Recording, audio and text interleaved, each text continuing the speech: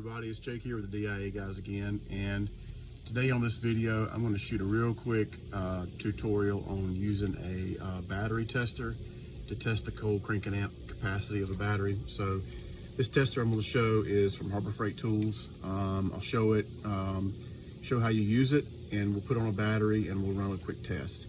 So in my particular application, we're working on getting a boat ready to go in the water. And obviously with a boat, you're gonna take off shore, or at least in salt water, or even fresh water for that matter. When you're away from shore, you don't wanna paddle it back, right? You wanna make sure that those batteries are gonna start that engine. So we're gonna run a test on this particular boat to make sure that the batteries are okay. And if there's any issues, we're gonna pull those batteries out and replace it to make sure that the boat's ready to go, okay? So let me show the tester and show the process to run the test. All right, so here's the tester we're going to use. You can see this is the Syntec brand. So this comes from Harbor Freight Tools. It works on 6-volt batteries or 12-volt batteries, and it's a load tester. So you got the the negative lead indicated by the black color here, and you got the positive lead indicated by the red color here. So here's your gauge where you can check the battery capacity. Over here, this part of the gauge is where you would check the 12-volt battery capacity, and over here is where you would check the capacity of a 6-volt battery. Okay, and you can also, I'm going to check my battery when it's when the engine is off, because I just want to check to see how much capacity the battery has without the alternator running and putting any charge into the battery. But you can also see, whether or not, if your charging system's working, obviously your voltage is going to be higher than, say, 12.5 or 13 volts, because it's going to be putting charge into the system. So that's kind of what this is indicating over here. All right, so I'm going to take the battery tester.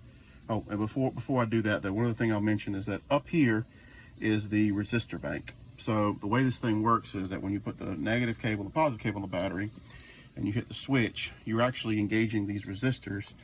And this resistor here is a load on the battery that will help you to understand on the gauge, how strong the battery is in terms of cold cranking amps. So this indicates the battery capacity in cold cranking amps, as you can see here, okay? So this area here, when you use it, is gonna get hot. So it's, because it's no different than a toaster oven, right? So just make sure that you keep your hands clear of this, or plastic or anything like that that could melt. You want to make sure that's going to be clear of this thing. And then even when you're done testing, just make sure you sit it down on a place or location where it won't melt whatever it's touching, okay? So let's go ahead and get it up and let's check these batteries. Okay, now on this boat, we've actually got a switch here where you can turn the batteries, turn on one battery or turn on both batteries, and you can turn the batteries off. So that way you isolate out the batteries to make sure there's no current draw from the rest of the electronics or things that might be left on the boat. So here I'm going to test them with the switch off, because I'm testing the batteries directly. So the boat has 2 batteries here, 1, 2, and each battery, we're going to test each battery individually. So this first battery here, as you can see, the cold cranking amps are 575 on the battery. Now I've got it connected positive and negative, as you can see there. And then when you connect it up, you'll get a voltage measurement. So as you can see, this battery is holding about 12.7 volts or so, about what it's holding. Okay. To test the battery, we just hit this switch down here and hold it, and you can see there that this one goes into the bad area. So this indicates that this battery does not have sufficient capacity. So let's move the cables over to the other battery. Let's check the other battery. Okay, now we've got the tester moved over to the other battery, positive here on the close to me, and then negative over there. And this basically is the same battery with the same amount of cold cranking amps. Okay, so let's go ahead and run the test. So you can see, looks like we got about 13 volts or so on the battery. Hit the switch. As you can see, this one looks like it's holding about 600 or so cold cranking amps. So let it go. Do it again. Let it go. Do it again. Holding it a little bit. Holding it for a couple seconds to kind of put a load on it, simulate a starting event. And you can see each time we're about 600 cold cranking amps. And the voltage doesn't drop very much.